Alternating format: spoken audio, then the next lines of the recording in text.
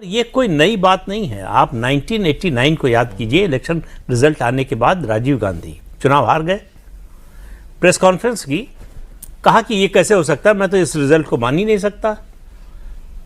1984 में बीजेपी को 8% वोट मिले, 2 सीटें मिली। अब इनका वोट शेयर 12% हुआ और इनको 85-86 सीटें मिल गई। तो ये तो एडअप नहीं करता, ये बिल्कुल, इसको मैं मानने को तैयार नहीं हूं। तो ये कोई पहला मौका नहीं। दूसरा, वोट की चोरी कैसे होती है। 1952 पहला जनरल इलेक्शन, रामपुर से मौलाना आजाद चुनाव लड़ रहे थे, चुनाव हार गए।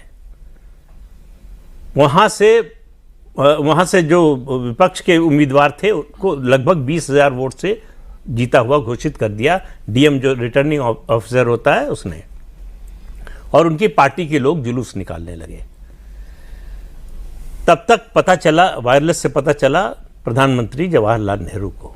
उन्होंने मुख्यमंत्री गोविंद वल्लभ पंत को फोन किया जी कि मौलाना को हारना नहीं चाहिए। तो उन्होंने कहा अब तो रिजल्ट डिक्लेयर हो चुका है। उनका मैं ये नहीं जानता, अगर वो नहीं जीतेंगे तो तुम मुख्यमंत्री नहीं रहोगे।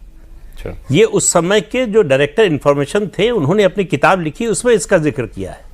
पंत जी ने उनसे कहा, टंडन जी थे, उनका पहला नाम याद नहीं आ रहा मुझे, उनसे कहा कि भाई आप डीएम से बात कीजिए और रिजल्ट बदलवाइए।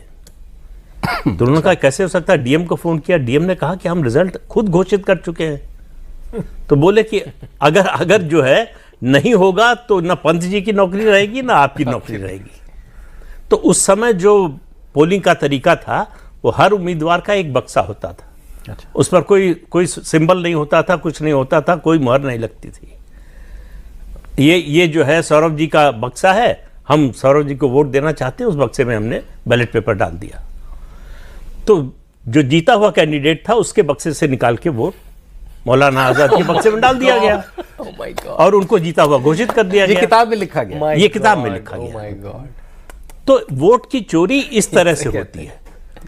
तो अब वो एक ट्रेडिशन चला आ रहा है कांग्रेस पार्टी का।